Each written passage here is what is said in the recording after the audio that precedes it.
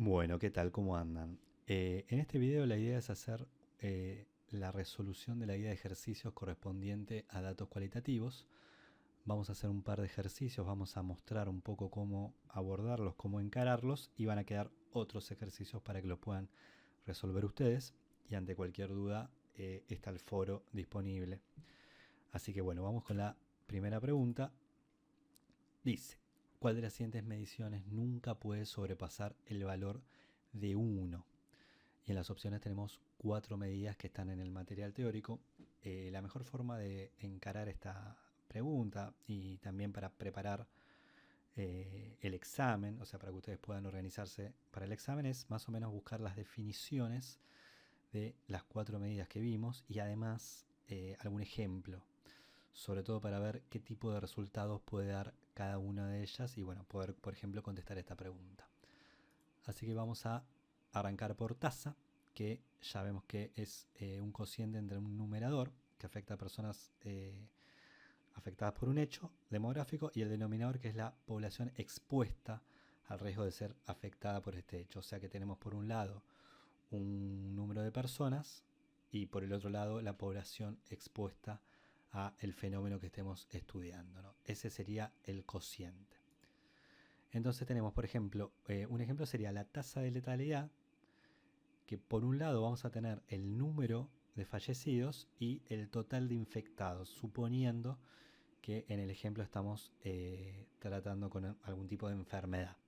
Entonces acá en el ejemplo vemos que tenemos que la tasa de letalidad tenemos un 80 fallecidos tenemos y total de infectados sobre esta enfermedad tenemos 4.000. Generalmente la tasa de letalidad, como vemos en el material teórico, es de gran utilidad multiplicarla por algún número, múltiplo de 1000 generalmente, para poder explicar mejor el resultado. En este caso, 80 sobre 4000 nos da 20 cada 1000 infectados. Entonces acá ya tenemos que explicado de esta manera, la tasa supera el valor de 1, con lo cual no es la respuesta. Pero bueno, ya tenemos un poco el concepto de tasa para entender un poquito más. Vamos con la otra medida que es la razón. La razón ya de por sí nos dice que es otro cociente, al igual que la tasa, pero en este caso son dos datos absolutos. Y bueno, como dice acá la definición, generalmente se basa en dos datos de subgrupo distintos y bueno, la idea es señalar el número de unidades existentes de los datos del numerador por cada unidad del denominador. Entonces, tenemos cocientes de datos absolutos y en ningún lado nos dice que el numerador es más chico o más grande que el denominador. No hay ningún tipo de distinción, con lo cual puede pasar cualquier cosa, es decir, que el numerador sea más grande que el denominador o viceversa. Vamos a ver un ejemplo para entenderlo mejor. En el ejemplo tenemos que calcular la razón de nacimientos de un año determinado con respecto al año anterior. Entonces tenemos en el numerador la razón de lo que queremos medir, que es los nacimientos del año X, y en el denominador los nacimientos del año anterior.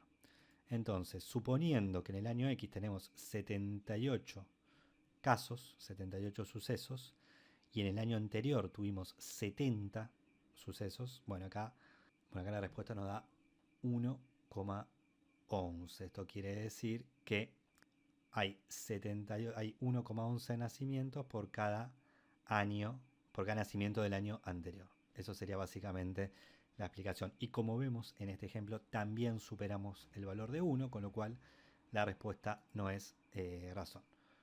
Vamos a porcentaje. El porcentaje es el cociente de dos magnitudes, pero siempre tienen la misma unidad y en el numerador representa una parte del denominador. En este caso, este cociente, al ser porcentaje, se va a multiplicar por 100. Por ejemplo, nacimientos de madres solteras en el año determinado, un año X, y los nacimientos totales en el año X. Fíjense que el numerador, o sea, nacimientos de madres solteras, está incluido dentro del denominador, que es nacimientos totales en el año X. Esto se multiplica por 100 y vamos a suponer que en el ejemplo los nacimientos de madres solteras son 39 y los nacimientos totales son 78. Esto da un total de 50%. Esto quiere decir que de los nacimientos totales de un año determinado, la mitad, o sea 50%, corresponden a madres solteras. Veamos cuál es la diferencia con la proporción, que la definición es exactamente la misma, pero la proporción tiene una diferencia. No se multiplica por 100, o sea, también en este caso el nacimiento de madres solteras es 39 sobre los nacimientos totales, que es 78, y en este caso es 0,5 porque no lo multiplicamos por 100. No quisimos expresarlo en porcentaje, lo expresamos en proporción. Y como vemos, la definición de proporción, el valor nunca va a superar 1. ¿Por qué? Porque el numerador está contenido en el denominador. En este caso, podría alcanzar el valor de 1 si los nacimientos de las madres solteras sean iguales a los nacimientos totales. Dicho de otra manera, si los nacimientos totales del año X corresponden solamente a madres solteras. En este caso sería 78 sobre 78 o 39 sobre 39 y daría 1. Pero en este caso, como el nacimiento de las madres solteras corresponde a la mitad, nos vamos a quedar con el 0,5. La respuesta entonces a esta pregunta es proporción, porque de todas las medidas que vimos es la única que nunca va a superar el valor de 1. Lo puede igualar, pero nunca superar. Vamos a la siguiente pregunta. Si en una población de 10.000 habitantes nacieron 50 niños y murieron 250, hay que indicar los siguientes cálculos: la razón entre nacimientos y muertes, la tasa de mortalidad por 1000 y la tasa de natalidad por 10.000. Entonces vamos a ir abordando punto por punto. En primer lugar tenemos la razón entre nacimientos y muertes. Los cálculos o los elementos que necesitamos para calcular esto están en la consigna. Y fíjense que es nacimientos y muertes. O sea, nacieron 50 niños, 50 nacimientos, y murieron 250. Entonces acá tenemos los dos valores con los cuales tenemos que calcular el cociente. Entonces tenemos 50 nacimientos, 250 muertes, y la razón es 0,2. Este sería el resultado del punto A. Vamos al punto B. Tasa de mortalidad por 1000 habitantes. Acá tenemos que murieron 250 en una población de 10.000 habitantes. El cociente sería 250 sobre 10.000. Esto nos da 0,025, pero como la consigna nos pide multiplicar o expresar por 1000 habitantes, tenemos que a este resultado multiplicarlo por 1000 y nos da 25. Vamos por la última consigna, que es la tasa de natalidad por 10.000. Esto es tasa de natalidad 50 sobre 10.000, porque tenemos 50 nacimientos sobre la cantidad de casos, digamos, de habitantes, la cantidad total de habitantes, eso va en el denominador. Esto nos da 0,005, pero como la consigna nos pide multiplicar o considerar por 10.000, fíjense que acá, bueno, podríamos simplificar 10.000 con 10.000 y nos da 50 nacimientos por cada 10.000 habitantes. Esto sería la resolución del punto 3.2.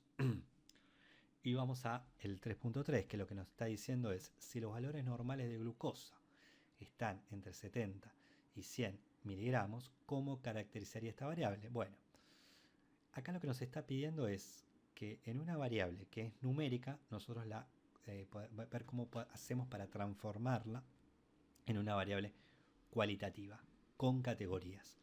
Entonces, vamos a suponer que tenemos los dos valores que tenemos hasta ahora, que los consideramos normales.